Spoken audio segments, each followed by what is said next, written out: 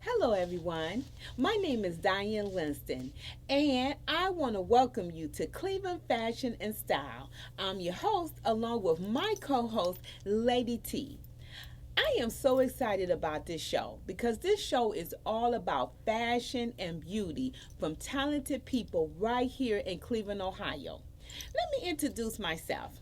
I am no stranger when it comes to fashion. I've been in this industry for more than 20 years, working in more than 10 retail stores here in Cleveland, Ohio, from Walmart, Kmart, Saks, you name it. I worked there.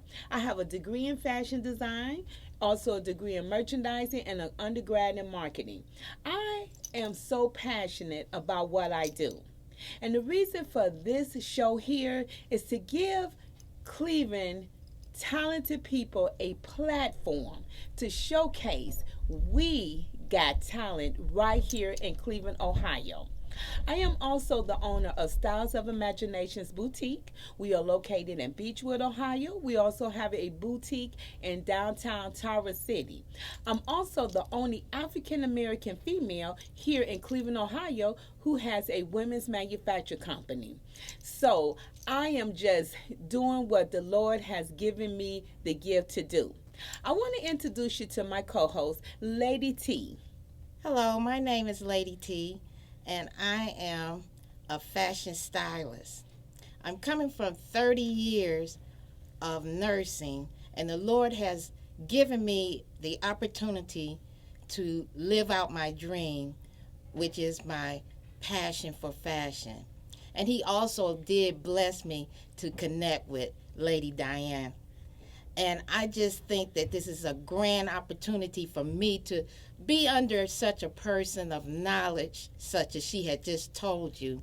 So we together are just going to spotlight all this beautiful talent here in Cleveland. And then I'm also going to learn from a master. Well, thank you so much for those kind words, Lady T.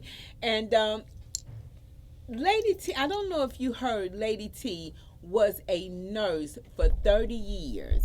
And she is setting by example that it's never too late. You can do whatever you want to do in life. All you got to do is follow your heart. And let me tell you, this lady is a true fashionista. So we are partnering together. We're going to bring you talented people that's going to sit right here. And we just want to inspire you to just, believe in your dreams and never give up. Now, let me tell you a little bit about this show. At the end of the show, we're going to talk about African American designers who made a significant impact in the world today. We're going to end it off with a quote. So stay tuned. We'll be right back with Lady T Spotlight on Fashion. Welcome back to my Spotlight on Fashion. I am Lady T. My name is Andra Lee, and I'm also known as Lady T, the Redeemed Queen. And here, this spotlight is on hats. And you will see me in many different hats because I am a hat lover. And hats are such a versatile accessory. It can dress you up. It's a quick cover up when you're just running out. But here we have many different styles. We have the jazz hats, and they are great. They are drilled up with studs and blings, and this jazz hat has a gold trim to it, a gold chain. So hats are just very versatile. You can wear them. You want to bring out a color. You could put on a coordinating color fedora, or if you just wanted to change a style, you could put on a different color that you don't even have on in your outfit. So also we have fur hats here. We have even the African hats that match the mask. And we also have this very nice beaded hat here. Like if you're going out for an evening and you just wanted to have a cover up of your hair, your head or something like that, just put on this, and this will just uplift and elevate the ensemble. And just a beret of all the colors that we have here. And all this is right here at Styles of Imagination in Beechwood.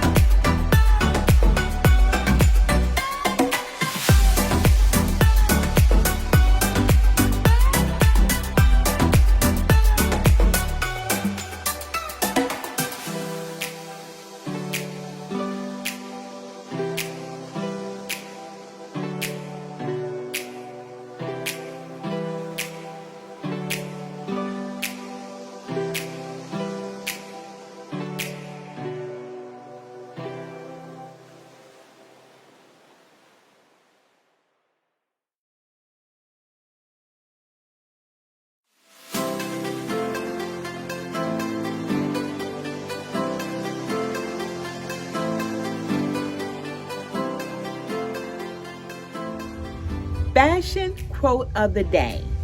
I don't do fashion, I am fashion, by Coco Chanel.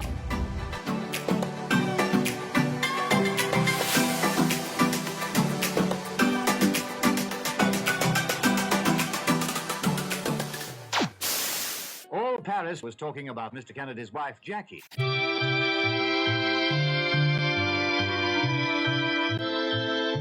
There's much more to the story of this dress. An influencer for the ages, the socialite and first lady was a trendsetter for American women's fashions through the 1950s and 60s. Jackie Kennedy's incredible style had a massive impact, which is why the surprising story of her supposedly fairy tale wedding dress by a black designer is that much more intriguing. The gown has become a symbol of blended and hidden histories, telling the parallel stories of two women from very different worlds. In September 1953, they were married at St. Mary's Church in Newport, Rhode Island. With its flattering portrait neckline, ivory silk taffeta, full bouffant skirt, and spectacular ruched bodice, Jackie Kennedy's wedding gown instantly became the style that women everywhere requested and desired for their big day. It featured intricate and delicate details laid into over 50 yards of flounces. The dress was adorned with hundreds of wax flowers. On the day of her wedding, Jackie completed her look with a pearl choker, a diamond bracelet, white gloves, and a long rose point lace veil that had been worn by her grandmother. The heirloom veil, with its stunning vintage design, sat on top of a tiara made of lace and orange blossoms. Jackie's bouquet was made up of pink and white spray orchids and gardenias. The look was topped off with Jackie's Van Cleef & Arpels engagement ring, which featured a 2.88 carat diamond and a 2.84 carat emerald. Every girl needs a little sparkle. 24-year-old Jacqueline Bouvier and the future U.S. President, 36-year-old John Fitzgerald Kennedy, were married on September 12, 1953, in front of more than 800 guests in Newport, Rhode Island at St. Mary's Roman Catholic Church. There were so many guests that it took the then U.S. Senator and the new Mrs. Kennedy hours to greet and shake everyone's hands. Afterwards, thousands of people gathered outside barricades to offer enthusiastic well wishes to the newlyweds. Friends and family of the high society couple who were close enough to get a good look wondered who had been graced with the opportunity of crafting the beauty's gorgeous gown. On September 13th, a black and white photo of the couple was published on the front page of the New York Times. The bride was half hidden behind her new husband, and her dress was not done justice by the shot, much of course to the dismay of the massively talented designer Anne Lowe. On the day of the wedding, reporters and press wrote and described every detail of the wedding event of the year. Life magazine even ran a 3-page spread with photographs and a long story about the wedding. Lowe's name, however, was mysteriously left out of the publications. When asked outright by a reporter who had made her dress, Jackie responded without crediting Lowe. Thus, the black designer became one of the many talented and incredible hidden figures of American history. Anne Lowe's shining career moment was completely ignored. It was a letdown, especially after the nightmare that Lowe went through just to get the dress from the sewing table to the altar. Before working with Miss Kennedy, Anne Lowe was a distinct part of the backdrop of elite society in New York. She came from a long line of seamstresses hailing from Alabama. Her grandmother, Georgia Cole, started making dresses for wealthy Southern women and passed the talents on to her daughter and granddaughter. Lowe took over her family's dressmaking business when she was just 16, making gowns for society ladies of Clayton, Alabama. The women were in awe of the young seamstress's impeccable needlework. Lowe's talents landed her a spot at the New York fashion school St. Taylor Design, where she was segregated from her peers. The school hadn't realized they'd admitted a person of color until Anne showed up. After graduating, Lowe opened a shop in Harlem called Anne Lowe's Gowns. Anne's resume included both elaborate debutante ball gowns as well as more mature dresses for the likes of the Rockefellers, the DuPonts, and the Roosevelts, aka the Blairs and the Serenas of the 1950s.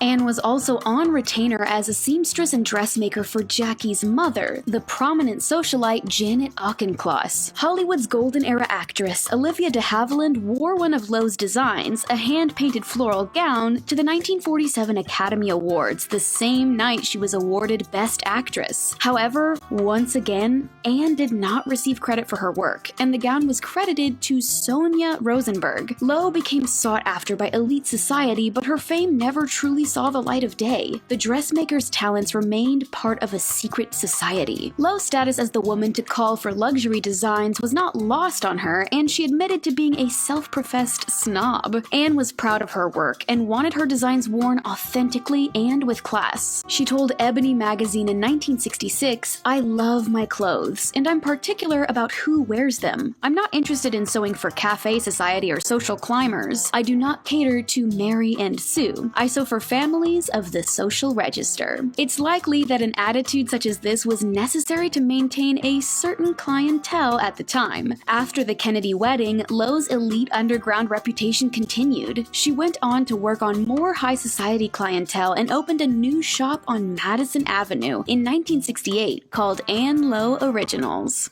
What many people didn't know at the time was that Jackie Kennedy's beloved gown was almost completely destroyed only days before the ceremony. Just as the dress was completed by Lowe's team, a water pipe burst in the designer's New York City apartment, soaking the delicate fabric of the dress and calling for a complete redo. The wedding party bridesmaids' pink taffeta cap sleeve dresses were also ruined. The original wedding dress had taken months to complete and included over 50 yards of silk taffeta, and that's not cheap. The cost of the intricate fabric was around $2,200, which today would be around $21,000. Luckily, Lowe's team, plus a few new recruits, were able to step on the pedal and recreate the gown in time for the wedding. They finished just in time. Lowe never told the Kennedy family until many years later and paid the additional costs from her own pocket, foregoing her expected $700 profit. Legend has it that when when Lo finally delivered the finished gown to the wedding venue, she was asked to use the service entrance in the back. She refused, stating that either her dresses went in through the front door or they went back to New York with her. Although the bride looked gorgeous by any standards, the Lo creation was not the dress that Jackie chose. The future First Lady had just returned from Paris while planning her wedding and was more interested in something simple, chic, and elegant for her ceremony. Her father-in-law, Joseph Kennedy, however, was extremely involved in the planning of the event and insisted on the Lo gown. He apparently didn't approve of Jackie's Parisian style. The overbearing father-in-law insisted on the traditional wedding details because of the huge amount of press that would be attending. Joe was hoping to craft an iconic moment in American history worthy of a future president and ignored the wishes of the bride. In fact, Jackie was self-conscious in the design and confessed that she felt a bit like a lampshade in the full skirt. Lo apparently did not take Jackie's lack of enthusiasm to heart. In a later interview with Saturday Evening Post, the dressmaker said that Jackie had been pleasant to work with and sweet. The swooning romance between Jackie and JFK was just part of the tragic fairy tale. Growing up, Jackie was born to the world of debutante balls and elite Hampton-going society. Her Republican father, John V. Bouvier III, worked in finance, and her family was very wealthy. In the society pages, Jackie was already a trendsetter among the Manhattan elite as a teen and young woman. She had earned a reputation for her chic style and natural beauty. At her debutante ball in 1947, Jackie was awarded the Queen Deb of the Year title and described as a regal debutante who has classic features and the daintiness of Dresden porcelain. In 1948, at just 18, she posed as a model in Vogue magazine. Before getting married, Jackie studied at Vassar, then spent a year studying in France at the Sorbonne before completing a Bachelor of Arts degree at George Washington University. She worked briefly as a reporter and photographer for the Washington Post and Times Herald, but as was traditional for wives of politicians at the time, Jackie gave up her career to live as a homemaker. After becoming the First Lady 8 years into their marriage, Jackie's every move was documented and commented on, especially, of course, her fashion and clothing choices. As we now know from watching the likes of Michelle and Melania, the First Lady's fashion choices must say much more than whether the day is warm or cool. Because of their position alongside the leader of the country, their clothing automatically becomes political, and Jackie quickly learned that every move she made was as important as her husband's decisions in the Oval Office. Jackie told Time magazine in 1961, "I feel as though I had just turned into a piece of public property. It's really frightening to lose your anonymity at 31. Jackie was one of the youngest women to ever become First Lady, and undoubtedly felt the pressure that was exaggerated under the constant eye of the media and press. American women admired Jackie for both her sophisticated style and portrayal of the ideal lifestyle. She exuded an air of perfect femininity as wife, first lady, and mother. Behind all that, she was also an artist at heart, which became the foundation of her status as a style icon in fashion, interior design, and beauty. She was also a talented writer of essays and poetry. During her husband's 1960 presidential campaign, she penned a story column called Campaign Wife, which detailed the elements of her political platform related to education and the elderly, mixed with personal stories. Jackie became known for her simple, chic style. The only downfall is that she had an unattainable affinity for expensive French pieces that most regular people could not afford. She helped popularize trends like pillbox hats, strapless gowns, and tailored long-line coats. She set the standard of her style at the presidential inauguration balls, where she wowed attendees in gorgeous silk gowns, expertly mixing traditional evening wear with modern silhouettes. The day JFK was sworn in, Jackie showed up in a striking hat, a glamorous coat with oversized buttons and pockets, and long gloves that became the look of the season. The First Lady was a fan of elbow-length gloves, which she would commission from a luxury boutique in New York called La Crazia Gloves. She also loved the ease of chic and simple shift dresses and elegant capes for nights on the town. She also popularized oversized sunglasses. To this day, you can't help thinking of Jackie's signature look when you see dark, larger-than-life shades. Being a lifelong horse and animal lover, Jackie also often rocked equestrian fashion, making everyone want a horse if only for the fashionable chaps and boots. Perhaps one of Jackie's most iconic outfits was the two-piece suit by Chez Ninon in deep red she wore while giving a televised tour of the White House. The special aired on CBS on Valentine's Day in 1962 and earned Jackie an Academy of Television Arts and Sciences Trustees Award at the Emmys that year. She was the only First Lady to ever win such an award until Michelle Obama's Grammy win in 2020 for the spoken word performance of her memoir, Becoming. At the time of the televised special, Jackie Kennedy had just completed a major renovation and restoration of the presidential apartments, and American women longed for both her wardrobe and home design skills. Jackie redesigned the third floor of the White House into a nursery for her own children, which later became a classroom and daycare for children of the administrative staff. During her time in Washington, Jackie maintained a perfectly coiffed hairstyle. The short, curled look became extremely popular among American women. Jackie's look was cut and styled by celebrity hairstylist Kenneth Battelle, who also worked with movie stars like Marilyn Monroe. On a historical visit by the Kennedys to Buckingham Palace in 1961, both women, Jackie and young Queen Elizabeth, put thought into what they would wear. As documented in Netflix's semi-fictional series The Crown, both women were aware of each other's status and the influence that fashion choices have within that powerful playing field. Jackie chose a classic silhouette dress of satin with a high neckline that was taken in at the waist. The Queen wore a more modern-style gown with ruched fabric, thick silk straps, and over-the-elbow gloves. Even after leaving the White House and the passing of her husband, when Jackie started dressing a little more casual, women continued to follow the fashions of the former First Lady, coveting her style well into the 1960s and 70s. Jackie went on to work as a book editor for Viking Press and later Doubleday.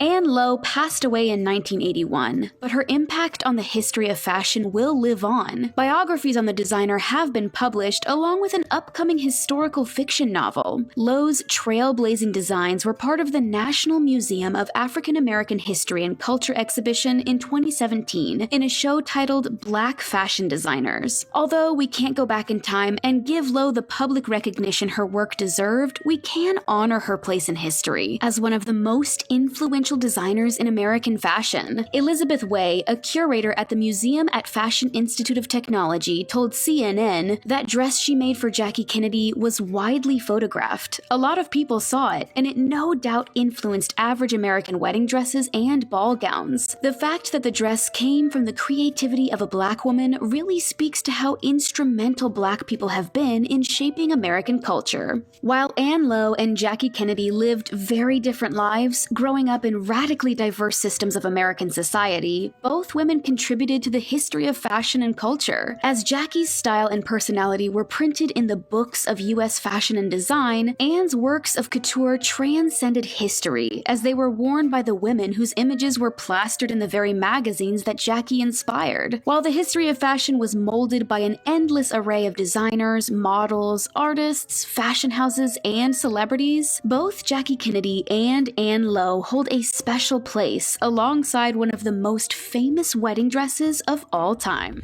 Follow us on Diane Linston on Facebook, and you can also follow us on Instagram at styles_of_imaginations. Tell a friend to tell a friend.